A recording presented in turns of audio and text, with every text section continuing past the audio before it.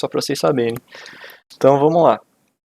Na nossa aula de hoje, então, a gente vai começar aqui com a parte do cálculo luminotécnico. Vou só ajustar a câmera, é muito grande.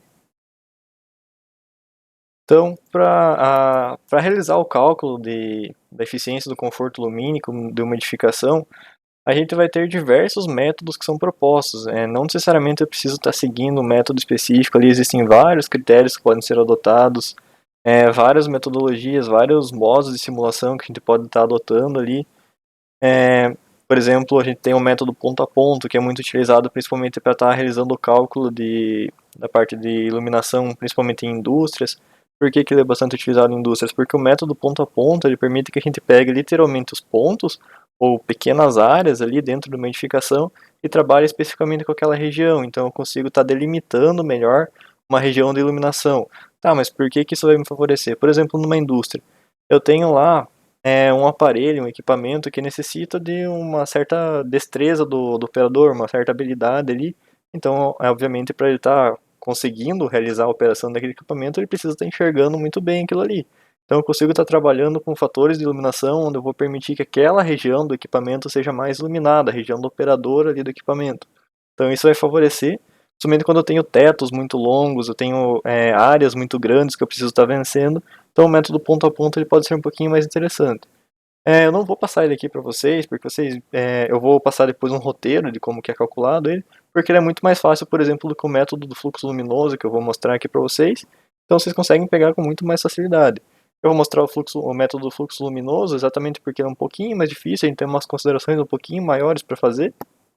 Então se vocês aprenderem ele, vocês vão conseguir fazer o outro bem tranquilamente. Tá, então como que funciona esse método do fluxo luminoso? Eu vou mostrar já direto com um exemplo de cálculo para vocês, porque a gente trabalha muito com tabela aqui. Então não adianta ficar mostrando, só falando a parte teórica, como funciona ali, o que acontece. É melhor a gente já partir para o cálculo e eu vou mostrando na prática como que vai funcionar.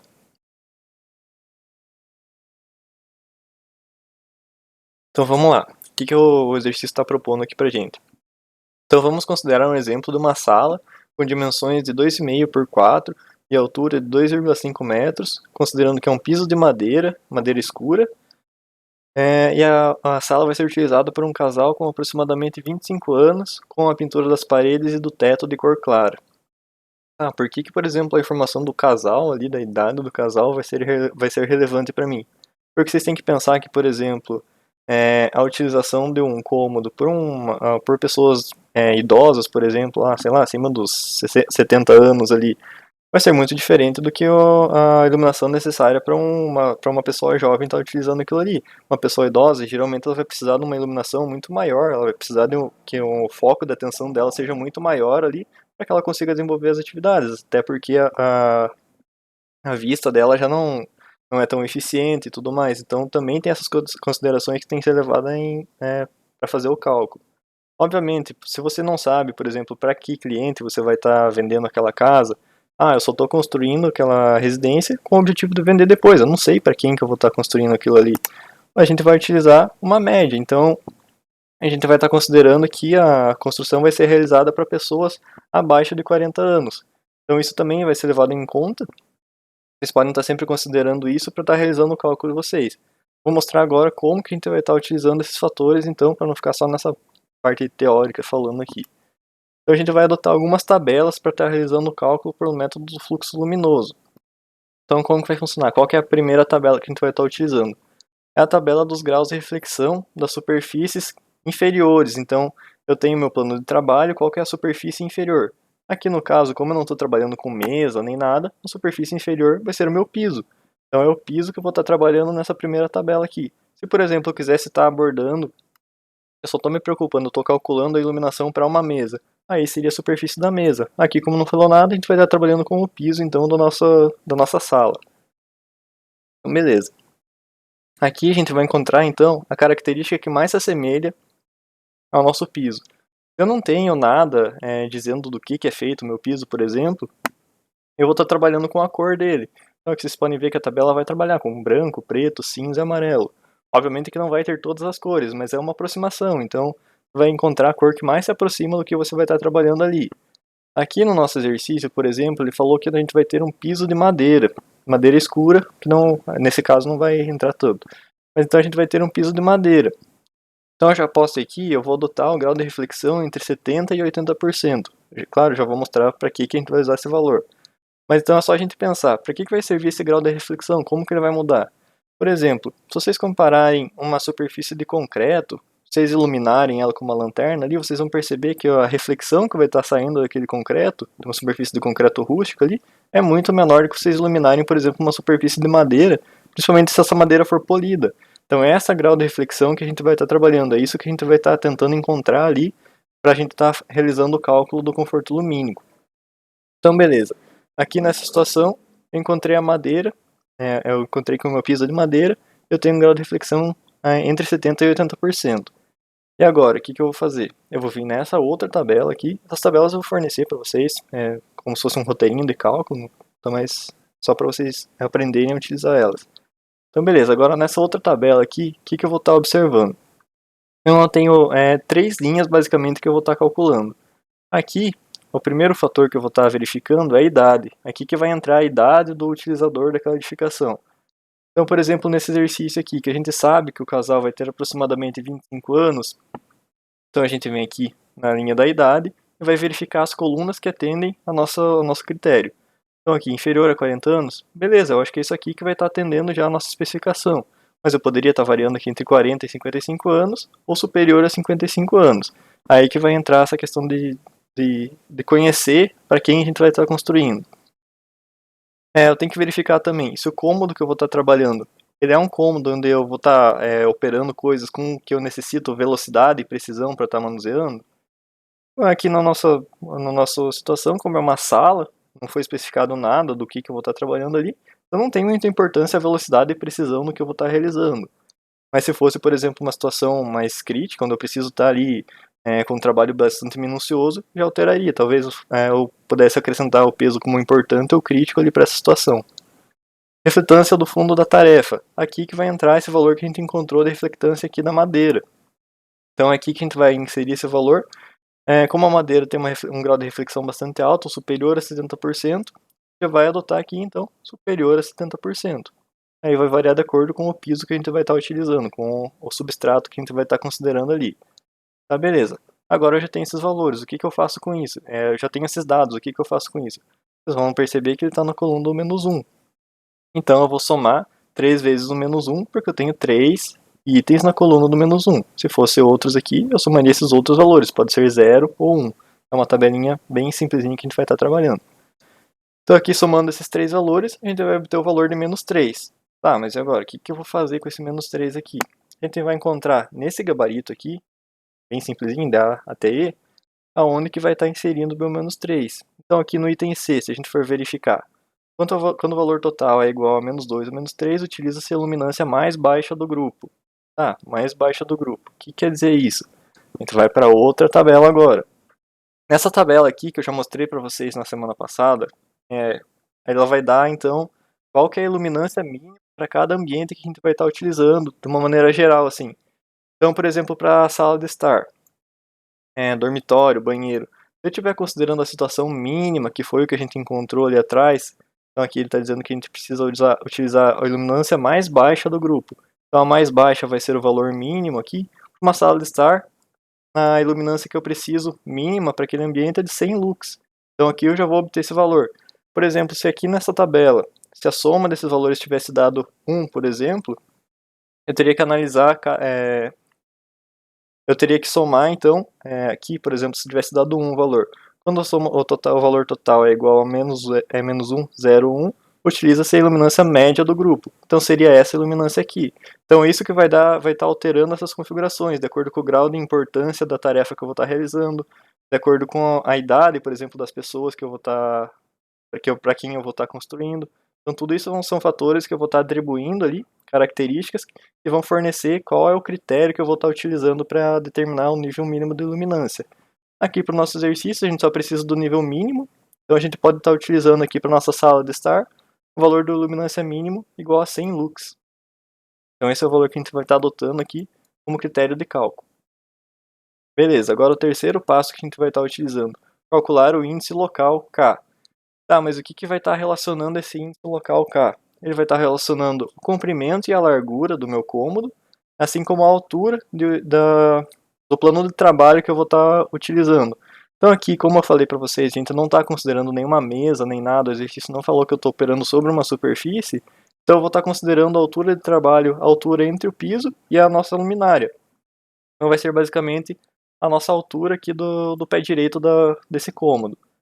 Tá, e aqui você falou de comprimento do local e largura do local. Mas se, por exemplo, eu tiver um cômodo formato mais ou menos DL, o que eu vou fazer agora? Então aqui que vai depender um pouquinho do critério que você vai estar utilizando. Tem que entender, tem que verificar o que vai ser melhor para você estar realizando. Então, por exemplo, se essa distância aqui, esse pedacinho aqui que está em L, for muito pequeno, pequeno quando que eu digo, 1 metro, professor? Não sei, vai depender do que você vai estar verificando. Você que vai ter que perceber se você acha que vai ser suficiente a iluminação que vai estar ali ou não. Eu, o que eu faço? Geralmente quando é 80 centímetros, 1 metro, a largura de uma porta, mais ou menos, eu não considero. Então o que eu vou fazer isso quando for uma distância pequena? Eu considero que essa distância aqui do cômodo é inteira. Eu vou estar aumentando um pouquinho a área total do meu cômodo ali, mas acaba facilitando muito mais o cálculo para determinação da quantidade de luminárias. Então eu vou estar preenchendo essa parte aqui que na verdade não existe, como se fosse uma área total. Claro que se eu quiser, eu também posso estar fazendo a consideração independente ali. Então eu posso estar calculando essa área total aqui e depois estar calculando esse pedacinho aqui como outra área. Eu recomendo fazer isso principalmente quando esse comprimento ali é um pouquinho maior. Eu tenho, por exemplo, um corredorzinho, alguma coisa assim. Eu recomendo calcular como se fosse uma área independente ali do comprimento total aqui dessa área maior do meu local de trabalho. Então beleza, vamos partir para o cálculo agora. Para realizar o meu cálculo, então, eu vou aplicar os valores que eu tenho aqui em cima, que são as dimensões do meu cômodo, direto na fórmula. Então, como eu tenho um cômodo quadrado aqui, retangular, desculpa, é só inserir basicamente aqui comprimento igual a 4, largura de 2,5 aqui. Aqui vou repetir esses valores e a altura de trabalho de 2,5, porque é o meu pé direito, não tenho superfícies de trabalho anômalas ali. Então, só realizando o cálculo, vou obter o valor de 0,62, que é o valor de K que a gente vai estar utilizando mais para frente, só a gente já tem calculado agora. Beleza. Agora o quarto passo que eu vou estar utilizando. Eu vou escolher o tipo de luminária, as lâmpadas que eu vou estar utilizando e também vou calcular o fator de utilização para aquele meu ambiente. Tá, então como que eu vou fazer isso? Primeiro eu vou determinar o tipo de luminária que eu vou estar utilizando. Aqui eu selecionei uma luminária da marca Itaim, modelo 2060, com duas lâmpadas fluorescentes de 40 watts. Eu poderia ter selecionado qualquer outra. Quando vocês forem dimensionar, quando vocês estiverem fazendo o cálculo de luminância de uma edificação, ali de um cômodo, seja do que for, vocês podem estar verificando diversas marcas, diversos modelos de luminária para estar trabalhando. Geralmente as marcas elas acabam fornecendo catálogos para vocês conseguirem trabalhar com esses coeficientes que são próprios de cada luminária, de cada lâmpada. Então isso aqui vai variar de acordo com as características, se é uma luminária para lâmpadas fluorescentes em tubo, se é para lâmpada simples. Então tudo isso vai estar variando, então você sempre tem que estar procurando de acordo com o fornecedor que vocês vão estar utilizando. As principais marcas todas fornecem essas tabelas, na verdade é obrigatório por norma elas fornecerem essas tabelas, então é uma parte chatinha que vocês têm que ficar buscando lá, marca por marca, modelo por modelo, mas é um trabalho que depois que vocês têm, ele fica bem simplificado. Eu vou passar alguns catálogos para vocês também, para facilitar ali, para vocês conseguirem trabalhar de uma maneira mais adequada. Então, beleza. Quando vocês forem procurar, vocês vão obter uma tabelinha parecida com essa aqui, depois que vocês selecionarem a luminária que vocês querem trabalhar. Então, beleza. O que eu faço agora? Agora eu venho nessa outra tabela aqui e vou verificar as condições do meu ambiente. Então, eu tenho as condições de teto, parede e piso. Então, como que eu vou estar trabalhando agora? Para o meu teto aqui. Meu teto foi falado que é um teto de cor clara. As paredes também são de cor clara. Então eu vou estar verificando aqui. Teto, claro. Vou selecionar o item de 70%. Parede também, cor clara. Então a tabela está me falando aqui que a reflectância dele é de 50%. Beleza. Agora o meu piso. O piso é de uma madeira escura. Então, mas o material madeira agora não está sendo relevante. O que eu estou considerando é a cor dele. Então, como ele é uma madeira escura, eu vou selecionar o item escuro aqui para o meu piso. E eu tenho esses 3 valores selecionados. Agora eu vou partir para a tabela que é específica de cada luminária. Então vamos lá. Aqui novamente, para o meu teto tem o valor de 70%. Ah, já apareceu tudo aqui. Mas beleza, tem o valor de 70%. Então eu vou selecionar aqui entre essas colunas maiores o valor de 70%. Por exemplo, se fosse um teto médio, eu estaria nessa coluna aqui, ou nessa aqui se fosse um teto escuro. Mas beleza. Então a gente vem para cá. Agora a parede. Eu tenho uma parede, o índice de reflexão dela é de 50%. Então beleza. Tenho aqui dentro da coluna do 70, vou selecionar o meu 50 aqui no cantinho. Ok. Agora o piso. Aqui eu não tenho diferenciação para a característica do piso, então ele está sempre considerando um piso escuro. Quando a tabela, por exemplo, ela não fornece as condições ali de piso médio e tudo mais, a gente sempre vai considerar a pior situação possível. Então aqui a gente pode estar adotando o piso como 10, porque é o único que ele fornece. Então a gente pode selecionar agora, dentro da casa do 70, dentro da casa do 10 aqui que é o piso, a gente vai selecionar então, o critério vai ser a parede. Então a gente vai estar adotando aqui o valor de 0,26. Está marcando 26 aqui, mas a gente tem esse fator de conversão aqui de 0,01, que tem que ficar atento também na tabela. Beleza. Então a gente vai estar utilizando o fator de utilização igual a 0,26, que é relativo a essa luminária que a gente selecionou. Tá, beleza, agora eu já tenho o meu K e já tenho o FU também. O que eu preciso determinar agora? Fator de manutenção da minha luminária. Como que eu vou determinar esse fator? Esse fator também ele pode ser fornecido de acordo com cada luminária ali, cada fabricante pode estar fornecendo esse valor, ou eu posso estar adotando também esse valor aqui, um exemplo genérico que a NBR fornece para a gente. Então a gente pode ir lá na NBR e utilizar, por exemplo, o fator de manutenção para uma lâmpada para iluminação do interior com uma lâmpada fluorescente, que é a lâmpada que a gente vai estar utilizando. Aqui que a gente vai estar levando em consideração? O tipo de utilização e o tipo de manutenção que vai estar sendo realizado naquela luminária. Então, se o ambiente é limpo 3 vezes ao ano, se eu tenho ciclos de manutenção, se a lâmpada é trocada de uma maneira eficiente e tudo mais.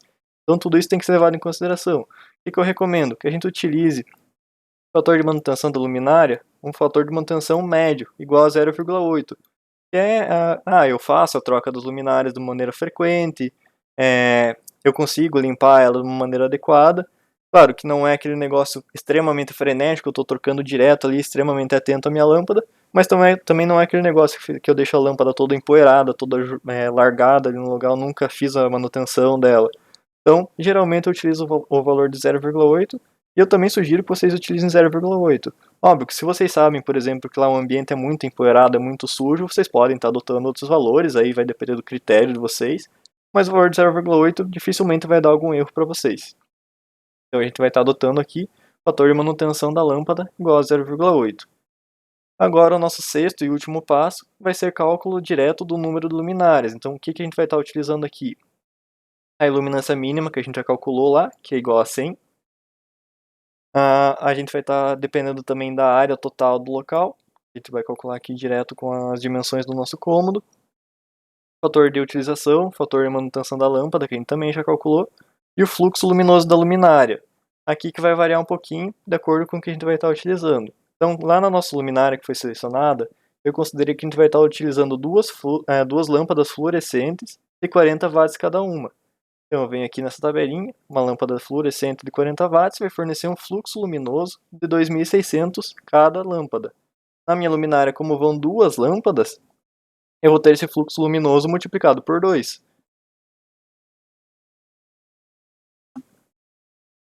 Então é isso que a gente vai estar observando aqui. Eu tenho o fluxo luminoso da minha luminária igual a 2 vezes, porque eu tenho duas lâmpadas, 2.600 lumens.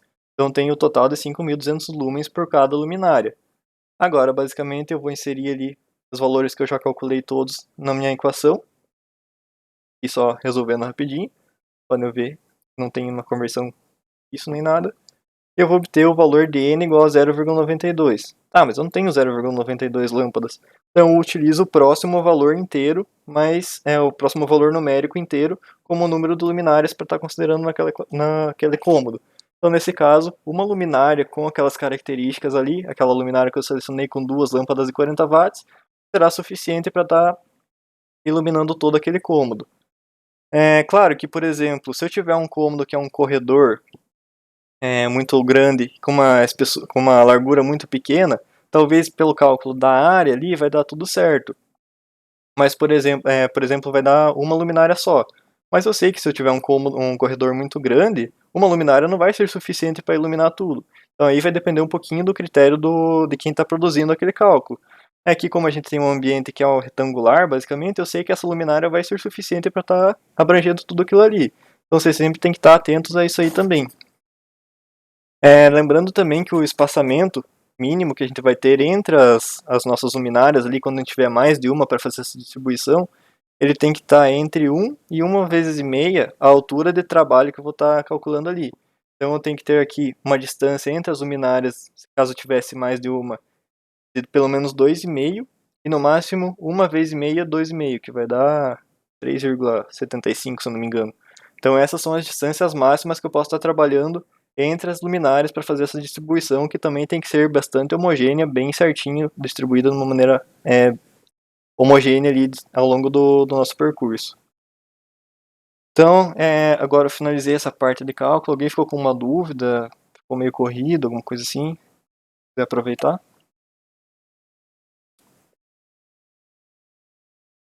Então, beleza. Agora vamos para a parte de patologia das nossas construções. Então, o primeiro passo que a gente tem que estar verificando aqui é a diferença entre manifestação patológica e patologia. O que vem a ser, então, essa diferenciação? O que significam esses termos? Então, vamos lá. Quando a gente está trabalhando com manifestação patológica, a gente está efetivamente visualizando quais são os efeitos de um processo de degradação sobre uma superfície ou sobre um determinado elemento. Tá, mas como assim efeitos? Esses efeitos eles podem ser tanto visuais ali, então eu estou vendo, por exemplo, aqui uma mancha de degradação, eu estou vendo a parede aqui saindo pedaços dela, ou posso ter esses efeitos também, por exemplo, a perda de resistência de um elemento estrutural. Então, tudo isso são manifestações patológicas. Os efeitos sejam visuais ou sejam efeitos que eu posso medir de alguma forma, que vão ser decorrentes de um processo de degradação que vai estar ocorrendo naquela estrutura ou naquela superfície. Já o termo patologia ele vai abranger basicamente a ciência que estuda essas manifestações patológicas. Então, todos os processos que estão envolvidos ali nessa degradação, tudo que está acontecendo por detrás daquilo, é o termo patologia, que é basicamente um estudo sobre o que vai estar ocorrendo naquela. Para eu estar conseguindo observar aquela manifestação patológica. Então, só para ter essa diferenciação entre os termos ali de como que a gente vai estar utilizando. Então, beleza.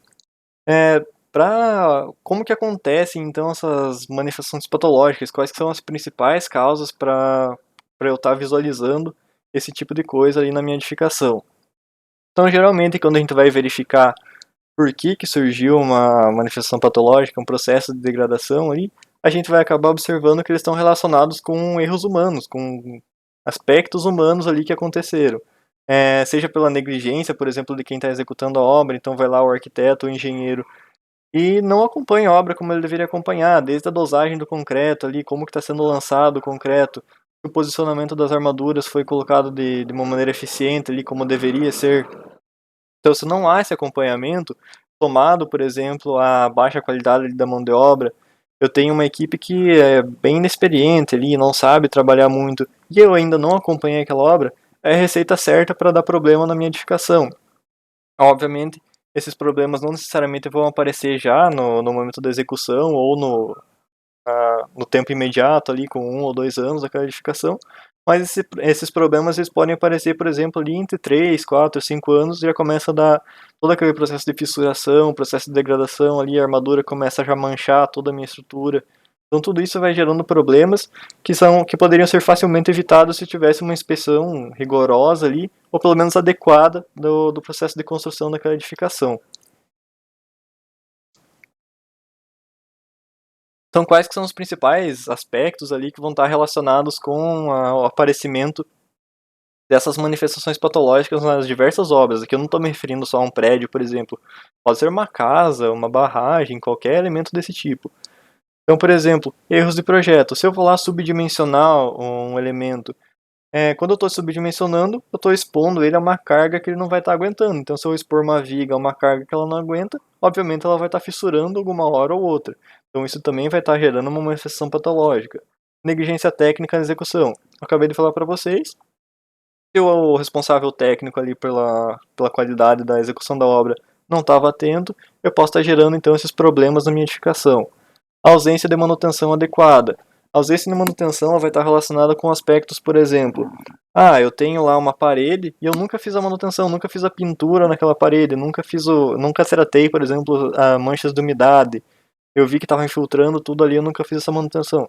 Também vai estar gerando manifestações patológicas, por exemplo, eflorescências, efetivamente manchas ali, posso estar aparecendo bolor naquela edificação.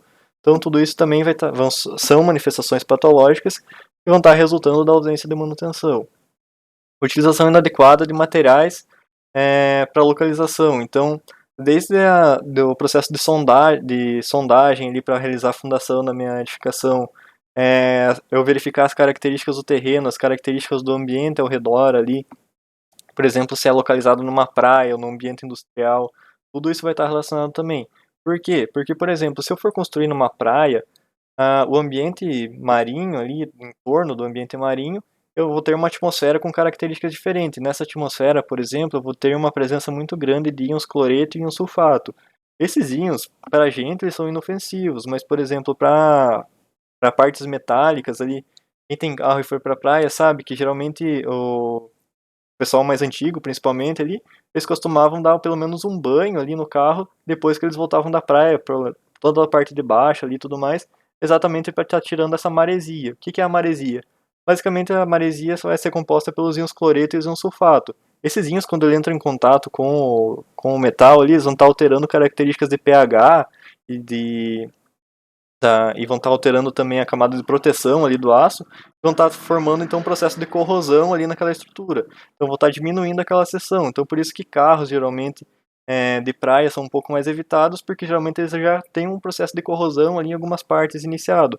Nas estruturas de concreto armado ou de metálicas mesmo, esse processo é bem mais intensificado, principalmente se eu não tiver o cobrimento adequado, por exemplo, numa superfície aqui num pilar, numa viga de concreto. Então também um outro fator aqui que vai ser bastante relevante é a inadequação às normas técnicas. Então, lá, desde esse cobrimento mínimo que eu estou falando para vocês. Cobrimento mínimo, o que, que é? É o cobrimento, eu tenho aqui, então, um pilarzinho de concreto, e eu tenho a armadura dele que está aqui no meio. Então, essa armadura aqui é uma armadura metálica. E o que, que vai ser esse cobrimento mínimo? É o cobrimento dessa camada de concreto entre a superfície externa aqui, do meu pilarzinho, e a armadura. Então a distância entre a armadura e a parte externa do meu pilar vai ser esse cobrimento mínimo. Esse cobrimento, a espessura dele é exatamente para evitar que esses íons eles consigam penetrar para o interior e atingir essa armadura. Então é um bloqueio, uma barreira física basicamente. Claro que tem a parte química que eu vou mostrar um pouquinho mais para frente para vocês, lá para o final da aula. Mas essa barreira então que vai impedir que os íons penetrem e cheguem em contato com a armadura, evitando então o processo de corrosão. E as nossas normas elas fornecem já critérios para estar dimensionando isso aqui também. Então a inadequação vai resultar em problemas dessa magnitude. Então vamos lá. Primeira manifestação patológica, talvez a mais comum, a primeira que a gente já pensa ali, é o processo de fissuração. Então como que vai acontecer esse processo? A fissuração ela vai acontecer basicamente quando eu tenho um material, é um material rígido, e ele vai ser submetido a um processo de movimentação, seja essa movimentação relativa, uma movimentação absoluta ali, mas eu tenho basicamente duas partes desse material que vão estar se movimentando de uma maneira diferente. Então elas podem estar na mesma direção, mas uma é mais rápida do que a outra. Então eu já tenho uma movimentação diferencial ali entre elas. E como eles são materiais rígidos e ambos querem estar se movimentando independentemente um do outro, eles vão acabar então gerando essa tensão, e essa tensão vai gerar uma ruptura, vai estar separando então esses dois materiais para que eles consigam se movimentar de maneira independente. Então basicamente esse é o processo de formação de uma fissura. Tá, beleza. Então, e o que vai estar relacionado com a formação dessa fissura?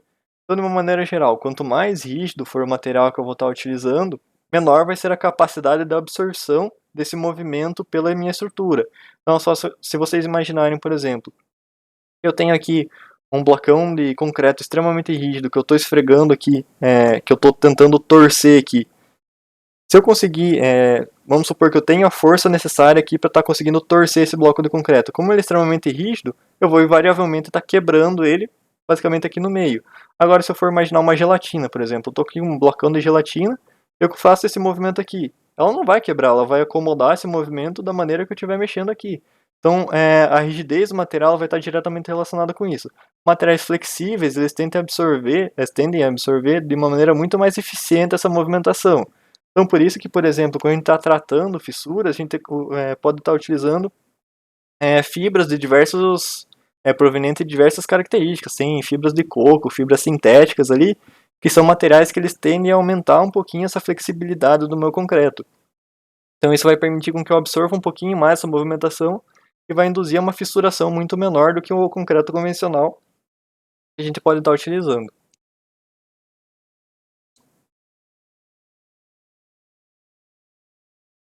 Então, beleza. Agora a gente já sabe como que são, o que são essas fissuras, com o que elas estão relacionadas, então a gente pode já aprender a caracterizar essas fissuras. Essa classificação aqui que eu trouxe para vocês, não necessariamente eu preciso estar ali. Não, eu estou observando aqui na minha parede, ela tem mais ou menos determinada espessura ali, então eu vou dar determinado nome para ela. Não, geralmente a gente trata tudo inicialmente como uma fissura. Esses termos mais técnicos aqui a gente vai estar utilizando geralmente para fazer laudos e relatórios. Então por isso que eu vou estar passando isso aqui para vocês. Então vamos lá, antes de eu ficar falando isso, o que vai estar diferenciando então? Para a gente ter que chamar uma fissura efetivamente de fissura, a gente vai ter que observar uma abertura em uma superfície, seja uma parede, uma viga, um pilar, com uma espessura menor ou igual a 0,5 milímetros. Então é bem fininho, se vocês forem estar imaginando ali. É basicamente um fiozinho de cabelo que a gente vai estar observando na nossa parede. Então isso vai ser caracterizar uma fissura. E essa fissura, não só fissura, as outras também, mas elas podem ser então ativas ou passivas. Quando que ela vai ser ativa? Quando a espessura e o tamanho dela vão variar ao longo do tempo. Então eu vou lá e fiz a medição da minha fissura em um determinado dia. Beleza. Depois de um mês, eu vou lá e vou medir de novo aquela fissura. Se ela tiver aumentado, seja em comprimento, seja em espessura, ali ficou um pouquinho mais larga, isso vai dizer que a minha fissura é ativa, porque ela ainda está aumentando, ela está sofrendo uma movimentação. Então, por exemplo, eu posso lá estar trabalhando, eu vou saber que preciso tratar primeiro a causa de movimentação daquela fissura, a causa do surgimento daquela fissura, antes de tratar basicamente o aspecto visual ali que eu vou estar caracterizando. Já, por exemplo, se ela for passiva, eu vou lá e verifiquei que não tem movimentação, eu medi ao longo de 3 meses ali e não mudou com espessura nenhuma. Eu posso estar aplicando só uma parte de cobrimento qualquer ali, vou estar aplicando uma massa acrílica, posso estar refazendo a camada superficial ali, e ela vai estar tratando aquela fissura porque ela não está sendo mais trabalhada, ela já estabilizou, ela nunca mais vai estar abrindo ali. Então essa vai ser uma fissura passiva. O que eu vou estar considerando como uma trinca, então? A trinca ela vai ser uma fissura um pouquinho mais evoluída. Então ela basicamente é a mesma coisa, só que a abertura dela, ou a espessura dessa abertura vai estar variando entre 0,5 e 1 milímetro. Rachadura. Rachadura é um pouquinho maior que uma trinca, então eu vou estar variando ali entre 1 milímetro e 1 milímetro e meio. Uma fenda já é um negócio bem mais perigoso ali, porque eu vou estar variando a partir de 1,5 milímetros até qualquer tipo de abertura. Então, se eu abrir um rombo ali na parede, ela vai estar sendo considerada como uma fenda. Então, se tiver basicamente caindo um pedaço ali da parede, aquele buraco vai ser considerado uma fenda. Então, essas nomenclaturas aqui, como eu falei, elas são mais consideradas para efetivação de laudos e tudo mais. Mas para a gente estar verificando as causas, então, do processo de fissuração, a gente vai tratar tudo como fissura, basicamente. Então, beleza. Não que a gente vai considerar tudo como fissura, mas como quando a gente estiver conversando, por exemplo, eu posso estar tratando como uma fissura que não vai ter problema nenhum. Só no meio técnico eu já tenho que estar utilizando os termos corretos. Né? Então, beleza. Tá, mas e para medir esse processo de fissuração, o que eu posso estar utilizando? Então eu vou ter basicamente esses gabaritos aqui, vão variar em forma, modelo, diversas características que eu posso estar adotando, que são chamados de fissurômetros.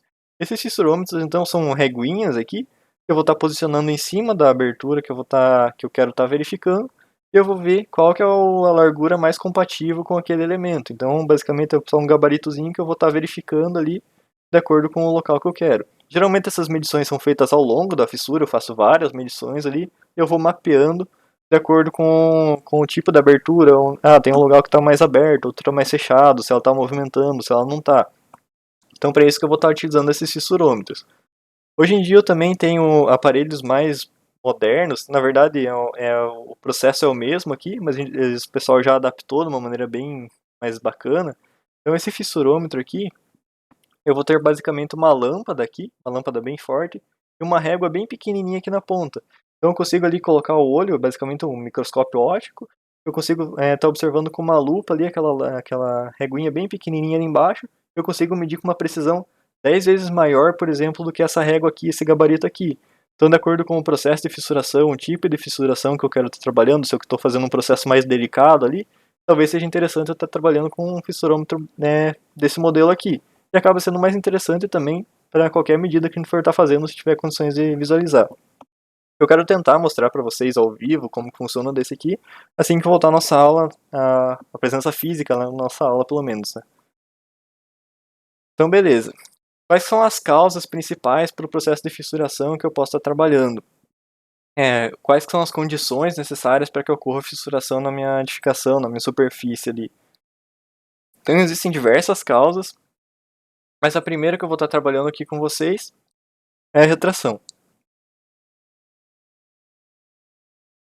Desculpa ficar parando de tomar água que a voz está sumindo aqui já. Então beleza. Retração. O que vai ser a retração então para a gente? Então basicamente o processo de retração vai ser a diminuição total do volume ou de uma área superficial ali de um determinado corpo, um determinado objeto. Então como vai funcionar isso? Só vocês imaginarem uma esponja que absorveu muita água, por exemplo, vai ficar uma esponja gordona ali. Se tem uma esponja simples, ela vai ficar uma esponja mais cheiona, mais gordona.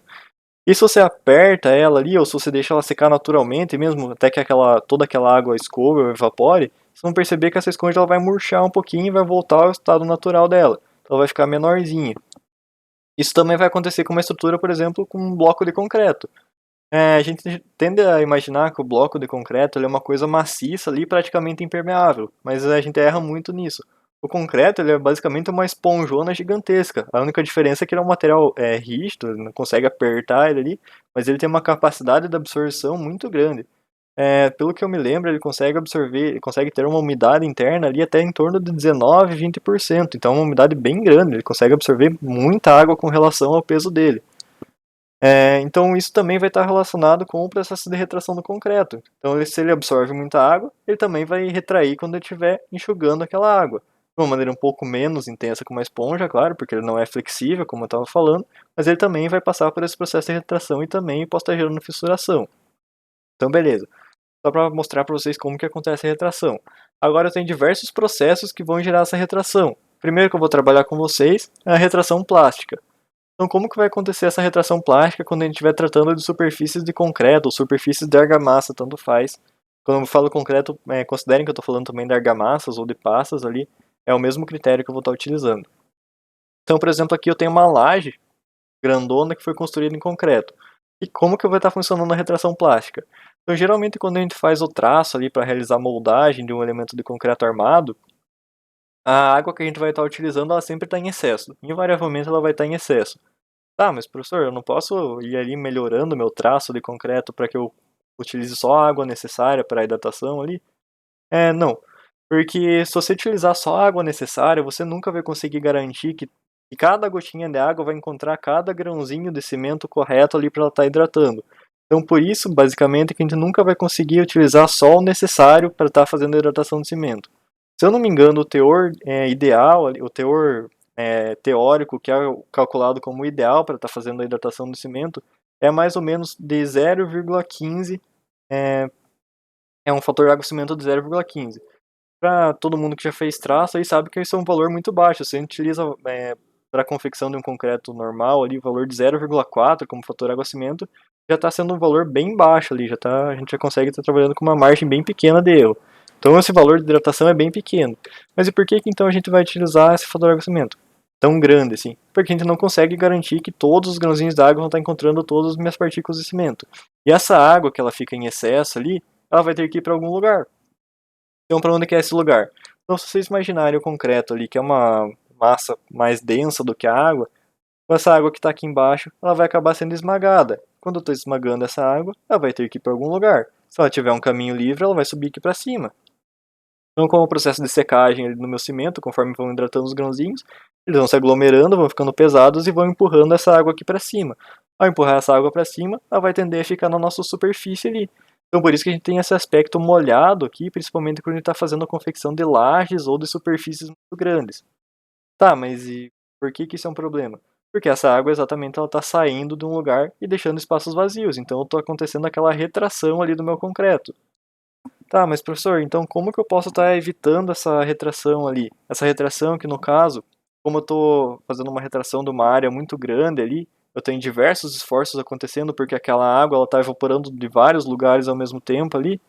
Então eu tenho tensões sendo formadas o tempo todo naquela superfície, eu vou ter essa fissuração que tem uma característica de uma formação em mapa, eu não tenho nenhuma definição dela ali. Ela está sendo formada de todo lado, em todas as direções. Então, beleza, mas como que eu evito esse tipo de fissuração em uma laje, por exemplo? Eu vou estar molhando essa superfície aqui. Ah, mas por que molhar vai resolver? Eu não vou estar evitando a água sendo esmagada ali, mas eu vou estar evitando a evaporação dessa água. Vou fazer com que ela permaneça por mais tempo ali dentro da minha massa de concreto, porque eu já tenho água ali na superfície, então ela não tem muito lugar para ir, ela vai ser obrigada a permanecer ali dentro. Então esse processo vai demorar mais para estar evaporando aquela água e a retração vai ser muito mais lenta. E ao longo do tempo, o concreto ele nunca para de hidratar. Então aquela água que permaneceu por mais tempo ali, ela não evaporou de uma maneira repentina, ela vai acabar sendo aderida pelos grãozinhos de cimento ali e vai participar do processo de hidratação. Então eu estou evitando aquela secagem rápida ali da minha água, esse processo de exudação que vai estar acontecendo aqui na superfície. Então eu estou promovendo uma demora para a hidratação. Então não vai estar fissurando, não vai estar gerando aquela tensão repentina e não vai estar fazendo toda essa formação em mapa aqui que eu posso estar visualizando.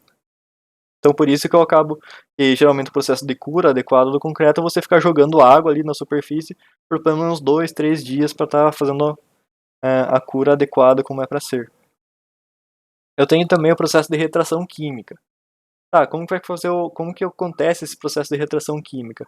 Então basicamente esse processo vai acontecer ali pela absorção dos grãozinhos, pela absorção da água pelos grãozinhos de cimento. Então é o processo que a gente espera que aconteça, a gente quer que aconteça de uma maneira mais eficiente, mas ele também vai estar gerando essa retração. Então toda a água que eu misturei ali, ela vai ser misturada ali com os grãozinhos de cimento e vai formar um outro composto. Não que isso seja muito agressivo, esse é o processo que vai gerar menos retração, menos fissuração para a gente. Mas ele também vai estar retirando a água e vai estar diminuindo aquele volume, então vai estar retraindo um pouquinho. Mas pelo menos aqui a gente espera que isso aconteça. Eu tenho também o processo de retração autógena, que é um processo um pouquinho mais complexo. Como que funciona a retração autógena? Vamos com calma aí para ver como que ele vai funcionar. Então, enquanto está secando ali o meu concreto, enquanto eu tenho a minha argamassa, o meu concreto secando, eu vou formar então, imagine isso aqui em escala microscópica. Eu vou formar duas paredinhas aqui que já estão secas, elas já estão hidratadas aqui do meu cimento. Então eu vou formar aqui basicamente um caninho aqui no meio, um caninho com uma dimensão muito microscópica ali. Dentro desse caninho, geralmente eu tenho gotículas de água ali que ficaram presas ainda, que não participaram desse processo de hidratação. Mas como está tudo preso aqui, imagine que aqui é uma coisa 3D, então está tudo bloqueado, aqui não tem para onde a água escorrer, não tem como ela evaporar dali. Então ao longo do tempo, o concreto ele continua hidratando, então imagine isso aqui, sei lá, com 90 dias ali, que continua aquele processo de hidratação, essa água ela vai acabar sendo absorvida uma hora ou outra pela minha pasta de cimento. Então quando ela é absorvida, esse caninho aqui no meio vai ficar vazio. Só que ele não é preenchido por ar, então não tem o acesso do ar para aquela região ali. Então vai acabar formando uma tensão. Então essas duas paredinhas aqui elas vão tender a se juntar. Exatamente porque a água saiu dali. Então eu estou basicamente sugando aquelas paredinhas ali. Vai acabar unindo um lado com o outro. Então isso vai estar formando uma tensão diferencial naquela superfície. E é essa tensão diferencial aqui, pela formação desse capilar, que vai estar gerando o processo de fissuração depois. Então isso a gente vai chamar a fissuração, vai ser ocasionada pelo processo de retração autógena. Também acaba sendo bastante importante e vai gerar características parecidas com essas aqui. E depois eu já dou o concreto seco, vai dar essa característica de uma fissuração geralmente em linha ali que vai estar acontecendo. Além disso, tem o processo de retração térmica, que é um dos processos mais comuns que a gente pode estar observando durante a secagem do nosso concreto. Então, como que ele vai acontecer? Quando eu tenho retração, quando eu estou fazendo a mistura ali no meu concreto, eu sei que esse processo de mistura é um processo exotérmico. Ah, como assim exotérmico? Então, quando eu misturar a água ali com o meu cimento, com os outros materiais, a reação que vai estar acontecendo, ela esquenta. Ela está liberando calor para o meio ambiente. E essa liberação de calor, ela vai continuar acontecendo. Então, se vocês imaginarem, por exemplo, um blocão de concreto, lá em uma barragem, por exemplo, que a gente trabalha com blocos gigantescos de concreto. Então, aqui dentro, a parte exterior aqui vai estar liberando esse calor para a atmosfera, beleza. Mas aqui dentro também vai estar acontecendo esse processo de hidratação do cimento, e ele também é exotérmico. Então, vocês imaginem a temperatura que vai atingir aqui no meio. E a gente sabe que materiais, quando estão submetidos a uma temperatura muito alta, eles tendem a expandir. O concreto também, ele vai expandir com o aumento dessa temperatura. E depois, quando eu tiver e se eu tiver uma temperatura muito alta, ele vai expandir bastante. E ele vai secar desse jeito. E depois, quando a temperatura diminuir, ele vai tender a retrair. Só que como ele já está seco, então eu vou estar gerando um esforço ali e vai gerar o processo de fissuração em todo aquele meu bloco. Então ele acaba fissurando inteiro. É exatamente por isso que em blocos muito grandes, por exemplo, são passadas serpentinas aqui, e nessas serpentinas são passados líquidos, geralmente líquidos refrigerantes, com uma temperatura bem baixa, exatamente para estar diminuindo a temperatura lá no interior desse bloco. Então vai estar adiando esse processo ali de expansão, porque eu estou diminuindo a temperatura, estou diminuindo o processo de hidratação do cimento, então eu vou estar adiando essa cura e não vai estar acontecendo o processo de fissuração, porque eu tenho esse calor distribuído ao longo do tempo, então ele não está expandindo de uma maneira repentina ali o meu concreto. Então eu consigo evitar assim todo esse processo de fissuração e de perda do meu bloco posteriormente, né? Então beleza. E como que vão funcionar as configurações dessas fissuras? A parte de análise das configurações das fissuras, elas são bem importantes ali, então, de acordo com o tipo de distribuição das fissuras, a gente consegue estar verificando, isso aqui pode ser tal coisa, mas é exatamente isso, pode ser tal coisa. Eu vou lá e vou observar, por exemplo, aqui que a gente considera que o processo de retração que ocorre nos períodos iniciais da hidratação do cimento, ele vai estar formando uma fissura em mapa, exatamente porque eu não tenho peças ainda muito consolidadas, eu não tenho todo o processo de endurecimento realizado ali. Então eu vou estar exercendo tensões de todo lado e a fissuração vai estar distribuída de uma maneira qualquer ali, vai estar acontecendo é, como quiser ali, vai ter essa distribuição em mapa aqui, que é o que como a gente chama. Então não tem uma direção preferencial nenhuma, então vai estar acontecendo de uma maneira bastante aleatória. Isso vai ocorrer principalmente quando a gente tiver problemas na fase de hidratação do cimento, e também a gente vai ter o processo de fissuração geralmente em 90 graus entre as fissuras quando as nossas peças já estiverem endurecidas. Por que vai acontecer isso? Porque peças endurecidas, vocês podem observar que é a formação de blocos aqui. Então esse bloco aqui ele já está bem consolidado, ele já está completamente endurecido. Esse de baixo aqui também já está completamente consolidado.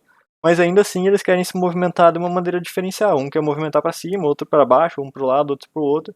Então vão acabar gerando essa fissuração entre eles, porque cada um quer ir para um lado. Então eu não tenho diversas peças, já tenho blocos definidos ali que vão estar secando. Então por isso que eu tenho uma angulação bem próxima dos 90 graus ali.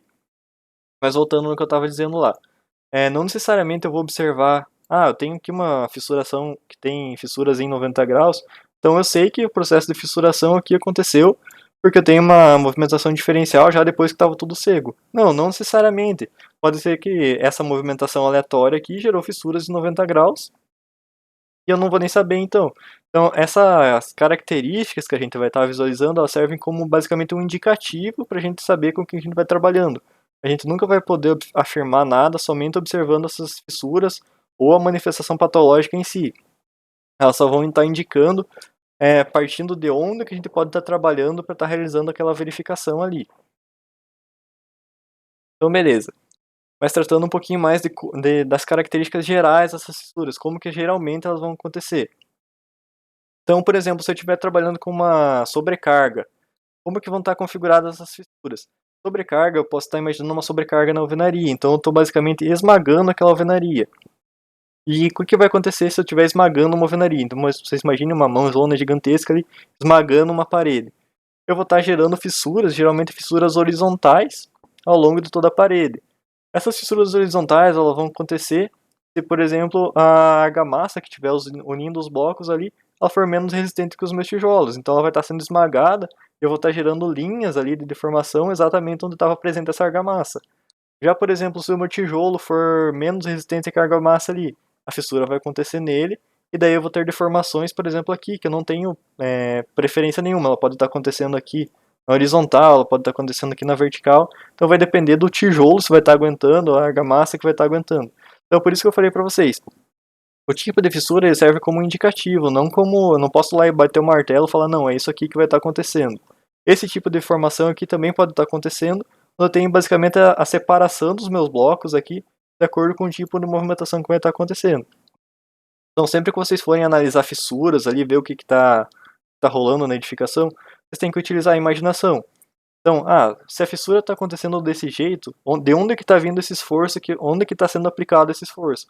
Se ela é horizontal, então isso quer dizer que eu estou passando por um processo de esmagamento ali, estou apertando aquela minha estrutura. Então sempre vocês têm que estar trabalhando com a imaginação quando vocês estiverem vendo de onde que está vindo aquele esforço para você poder tratar aquele esforço e depois estar melhorando as condições daquela manifestação patológica. Quais são as características então de uma deformação devido aos elementos estruturais? Então como que vai estar acontecendo isso? Seja por mau dimensionamento dos elementos estruturais ou uma sobrecarga aqui que eu estou impondo sobre meus elementos. Então o que vai estar acontecendo? Aí que vai variar muito de acordo com o tipo de esforço que vai estar sendo realizado ali. Então, por exemplo, aqui, a minha viga aqui, ela está com uma flecha muito grande. Então o que vai estar acontecendo? Ela vai estar esmagando aqui a minha alvenaria que está na parte de baixo. Quando eu estiver esmagando essa alvenaria, eu estou empurrando ela ali para baixo, a primeira coisa que vai acontecer, eu vou estar descolando ela das partes laterais. Então é isso que está indicando aqui, ó. Essa parte está sendo descolada, está sendo puxada para baixo. Também pode estar acontecendo esse efeito aqui, ó. Então está sendo puxado aqui toda essa estrutura. Então eu estou descolando ali. Então eu estou empurrando para baixo e a parede aqui está descolando, está indo junto com essa minha viga. Então é esse movimento que vai estar acontecendo aqui. E geralmente quando acontece isso, a gente tem as fissuras aqui com uma inclinação de 45 graus. Geralmente essas fissuras em 45 graus que são concêntricas ali, as formam basicamente um círculo ali que está indo para o mesmo local, elas estão relacionadas com deformações na própria estrutura ali. Então é bem importante estar observando esse tipo de coisa. Aqui, por exemplo, vocês imaginarem que aconteceu essa situação aqui com o pilar, seja por consequência da viga aqui que está fletindo também, mas o pilar está sendo torcido ali. Então o que vai acontecer? Como eu tenho aqui uma parte da parede que quer continuar fixa aqui e outra parte que quer continuar, ela quer continuar junto com a viga, então uma quer continuar com o pilar e outra quer continuar com a viga, então eu tenho uma movimentação diferencial ali. Então o que vai acontecer?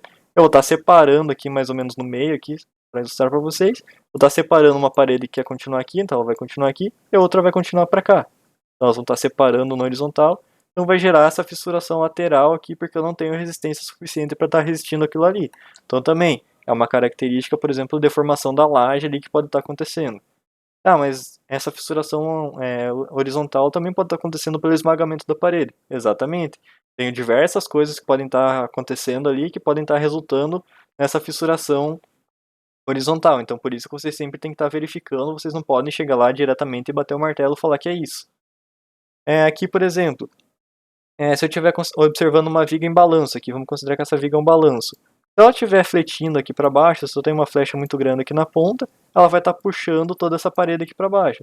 Quando eu estiver puxando essa parede, essa parte aqui vai estar rompendo. Novamente a gente vai ter uns 45 graus aqui, de uma maneira bastante semelhante que eu mostrei aqui para vocês. Então vai estar puxando um pedaço daquela parede que vai estar tentando acompanhar a viga. Também vai gerar esse tipo de fissuração aqui. Então, partindo agora para a parte de recalque, a gente ainda está trabalhando com as fissuras, mas a parte de recalque é uma parte bem interessante, porque geralmente quando a gente trabalha com fissuração, principalmente em cantos ou em locais de pilares, vai estar relacionado com a parte de fundação. Por que vai acontecer isso? Porque, por exemplo, eu tenho movimentação de um pilar aqui no cantinho, vamos supor, aqui na verdade não existe, mas vamos supor que existia um pilar aqui nesse cantinho. Um pilar bonitinho aqui.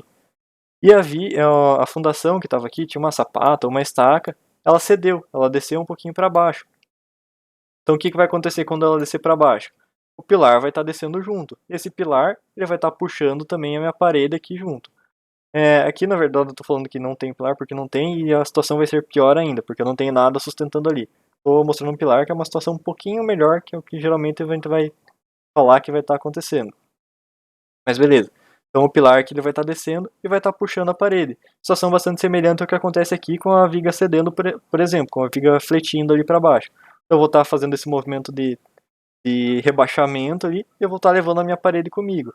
Então geralmente essas fissuras em 45 graus, principalmente nos cantos da edificação, vão estar relacionados com a parte de fundação ali que vai estar cedendo, que vai estar um recalque diferencial com relação ao resto da estrutura.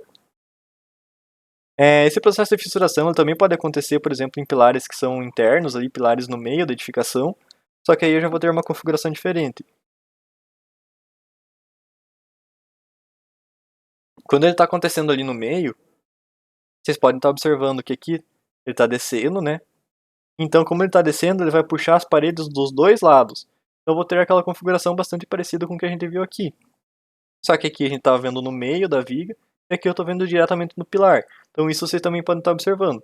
A fissuração ali em 45 graus está acontecendo bem no meio da minha parede. Então não pode ser um pilar, não tenho nada puxando para baixo ali, então dificilmente vai estar relacionado com a questão de recalque.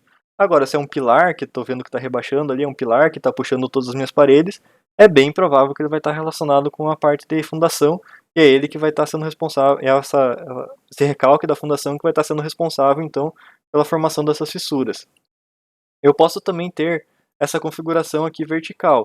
Quando que eu vou ter essa configuração vertical? Também quando estiver acontecendo o recalque de um pilar, por exemplo, mas então a resistência entre a colagem da minha alvenaria com a minha estrutura do pilar aqui, ela vai estar sendo ineficiente. Então, na verdade, em vez de estar puxando a parede, a resistência ali entre a ligação foi ineficiente e o pilar basicamente escorregou e a parede ficou no lugar. Então essa fissuração vertical ali que vai estar acontecendo, vai acontecer geralmente quando a gente tem isso. Então o pilar escorregou e a parede ficou no mesmo lugar ali, no mesmo local. Então não necessariamente, 100% das vezes que acontecer recalque eu vou ter aquelas fissuras em 45 graus. Não, eu posso ter outras configurações também. Então por isso que vocês nunca podem estar descartando nenhuma característica para estar delimitando, não, isso aqui aconteceu porque é o recalque, isso aqui aconteceu devido à retração. Então sempre tem que estar sendo levado em consideração todas as características do que está acontecendo. Então aqui só para mostrar para vocês, deixa eu só limpar aqui. Que de acordo com cada característica de recalque, se ele acontece no meio, se ele acontece na lateral, então eu tenho tendências de formação dessas fissuras. Não necessariamente elas vão estar ocorrendo 100% das vezes, até porque aqui, por exemplo, nesse estudo aqui que foi feito, um recalque aqui no meio, pode estar observando que vai estar formando essas fissuras em 45 graus. Mas também um recalque aqui no meio da viga, por exemplo, ele pode estar fazendo com que a parede abra. Então ele está abaixando ali e a parede tendeu a abrir na parte inferior dela. Então também pode estar acontecendo isso, também vai ser uma característica do recalque da viga, pode ser uma viga baldrame, por exemplo, ali. Então vamos lá. Outra manifestação patológica, agora fugindo um pouquinho da parte de fissuração. Eu posso ter uma manifestação patológica relacionada ao descolamento então da parte cerâmica de um edifício. Pode ser tanto relacionado só com o revestimento cerâmico, então a que eu colei ali em cima, ou a própria camada de argamassa, de reboco ali de embolso que eu posso que eu vou estar colocando, e ela vai estar caindo devido a uma aderência ou alguma coisa relacionada. Então, quais são as principais causas ali de descolamento que vão estar acontecendo em uma edificação? Pode estar relacionado com a movimentação do substrato. Então, como assim? Eu vou lá, tenho a parede, e foi feito um emboço nessa parede, e sobre esse emboço foi colocado então um revestimento cerâmico. Se esse emboço ele continuar trabalhando ali, ele expandiu ou contraiu de alguma forma, eu tenho uma movimentação diferencial com relação à cerâmica. Então essa movimentação diferencial vai fazer com que a cola, se ela tiver uma resistência baixa, a argamassa colante ali no caso, ela vai movimentar e vai descolar. Então no descolar essa cerâmica do substrato dela, ela pode estar fazendo esse movimento e pode estar caindo ali devido à falta de colagem. A falta de dilatação entre as placas, então faltou ali, a camada de rejunte foi muito fininha, tem uma placa ali que está coladinha uma com a outra. Se ela não for exatamente para isso, se eu tiver uma placa convencional, elas tendem a dilatar, então as placas cerâmicas aí que eu estou falando. Então essas placas cerâmicas elas tendem a dilatar com o calor, se elas estão expostas ao sol, por exemplo. Se eu não tenho uma camada ali que está absorvendo essa dilatação delas, então elas vão estar em contato uma com a outra, elas vão estar fazendo uma tensão ali entre essa superfície. O que vai acontecer? Elas vão estourar. Elas vão então estar tensionando aqui, elas vão empurrar para cima e vão acabar descolando e podem estar caindo também. Erro de preparo na argamassa colante, então a cola dela é ineficiente ou não foi deixado secar o suficiente ali. Erros de aplicação no assentamento. Se foi, por exemplo, existem vários métodos de colocação de placas cerâmicas em uma superfície. Pode estar colocando, então, um método que é bem errado, que é só colocar os pinguinhos da argamassa ali. Geralmente colocam 5 pingos e já assenta a argamassa. Não, beleza, tá colado ali. Não, esse método é muito ineficiente, ele não é suficiente para estar fazendo a colagem de uma cerâmica. Então tem que preencher toda ela ali em um sentido, a parte do substrato tem que estar em outro sentido, então vou posicionar ali, adensar bem certinho. Então aí vou estar fazendo uma aplicação correta, se eu não fizer ela pode estar caindo também. O assentamento de revestimento de base inadequado, então se a substrato ali não for adequado para estar recebendo a colagem dessa placa cerâmica, também pode estar acontecendo descolamento. Presença de outras manifestações patológicas, então se eu tenho toda a superfície ali que está trincando de todo que é lado, ocasionalmente vai acontecer descolamento da placa cerâmica, ela também pode estar caindo da mesma maneira. Então aqui só vou mostrar para vocês. Então aqui, por exemplo, pode estar acontecendo a falta de material colante, ou pode ser que dilatou de uma maneira diferencial, então empurrou ali para cima para as nossas cerâmicas. Aqui também aconteceu descolamento. Aqui, ó, aqui provavelmente está relacionado com essa questão de calor, que deu uma dilatação diferencial ali, as plaquinhas se empurraram, somados, claro, à colagem inadequada da placa cerâmica. Então, invariavelmente vai estar gerando o descolamento da superfície. Podem ver que tem aqui já, aqui também está descolando. Então, isso tudo vai gerar esses problemas para a gente, principalmente na camada superficial. Eu tenho também as manifestações que estão relacionadas com a presença de umidade. Então, quando eu tenho água penetrando em uma superfície ali, pode estar relacionado com o piso, pode ser em uma parede, devido à inadequação ali da parte de impermeabilização que eu realizei na estrutura. Então, eu também vou ter manifestações patológicas relacionadas a isso. Então, por exemplo, quando eu tenho água percolando entre uma superfície, o que é percolação? Eu tenho a parede e a água está penetrando por essa parede. Então, ela está atravessando aqui essa parede. E quando ela atravessa essa parede, ela vai estar carregando. A água é um material muito solvente, então ela está absorvendo ali vários sais que estão presentes no meio da pasta. Por exemplo, posso estar absorvendo sais de cálcio, sais de diversos sais silicosos ali. Então esses materiais vão sendo carregados aqui até atingir a outra superfície. Quando ela atinge a superfície, a água não vai continuar carregando e escorrendo esses sais. Então eles vão acabar ficando presos aqui. Eu vou gerar as famosas eflorescências, que são essas manifestações que aparecem nas nossas paredes. Pode acontecer um caso grave, assim, por exemplo, onde eu vou ter camadas ali, estalactites, basicamente, sendo formadas na minha parede, ou posso ter só aquelas manchas esbranquiçadas que também vão estar relacionadas com a umidade transportando sais por dentro da minha parede.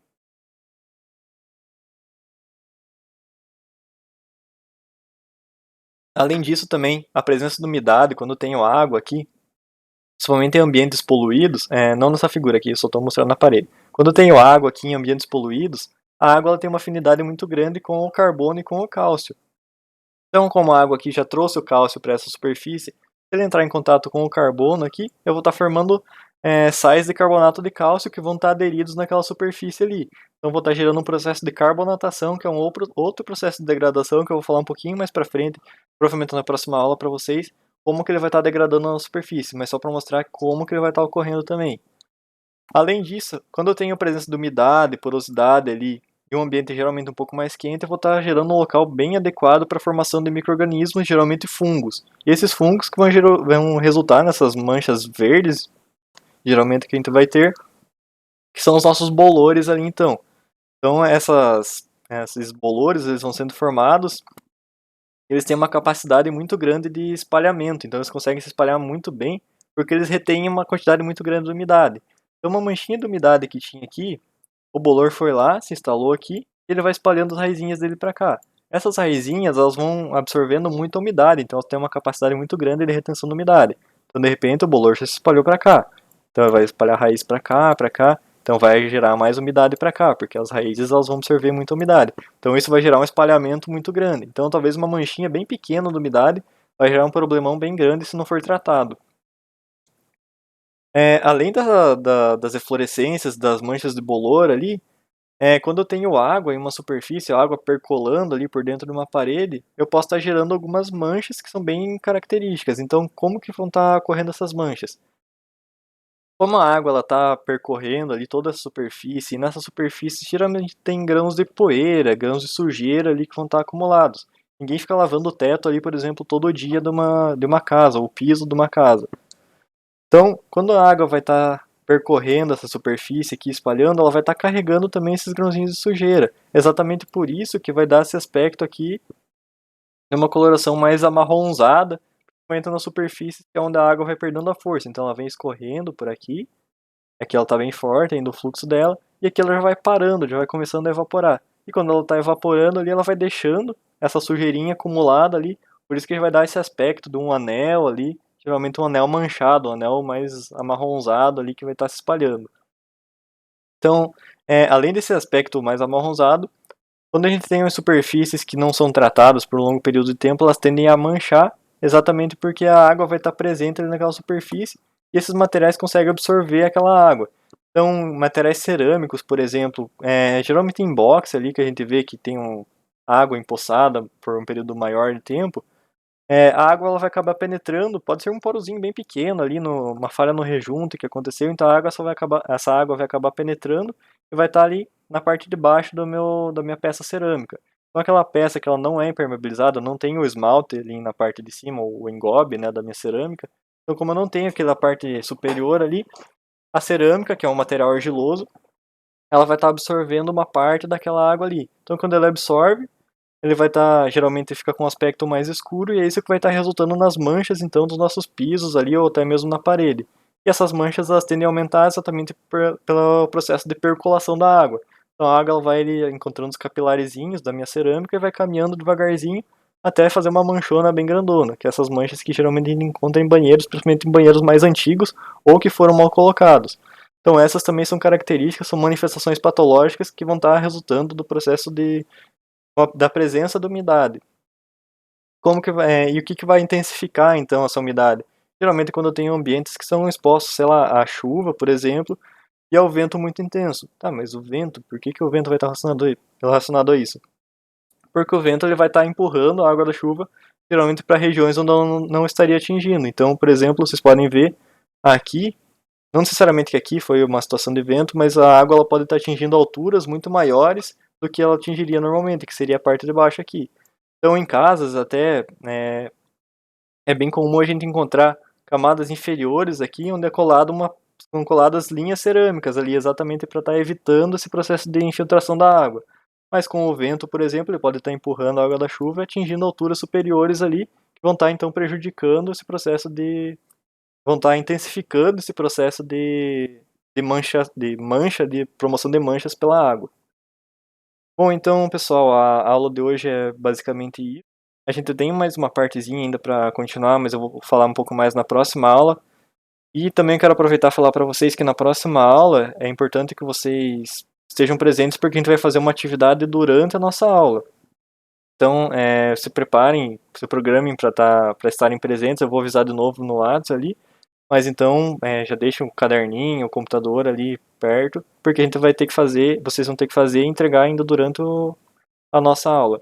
Vai estar relacionada principalmente aqui com as nossas patologias do concreto, não necessariamente agora das estruturas ali da parede e tudo mais, mas do próprio concreto. Então, por isso que eu quero que vocês trabalhem de uma maneira mais específica ali comigo.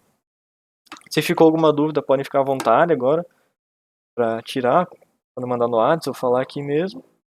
Quem não tem nenhuma dúvida, tá liberado hoje. Só ver aqui. Tá, questão da prova. Então, a princípio, as provas elas ainda estão adiadas. Pode ser que aconteçam alterações, eu vou informando para vocês, a coordenação também vai conversando com vocês. Mas as provas, essa primeira prova que vocês têm a intermediária, sou eu que vou preparar. E essa prova ela vai ser bem semelhante aos exercícios que eu passo para vocês. Então, são exercícios um pouco mais práticos ali, onde eu não quero só uma resposta decorada ali. Eu não gosto de coisa decorada de livro nem nada. Então, por exemplo, em determinada situação, o que, que você faria? Você é o responsável técnico, o que, que você faria naquela situação? Então vai estar mais ou menos nesse estilo aqui do que eu vou estar querendo de vocês.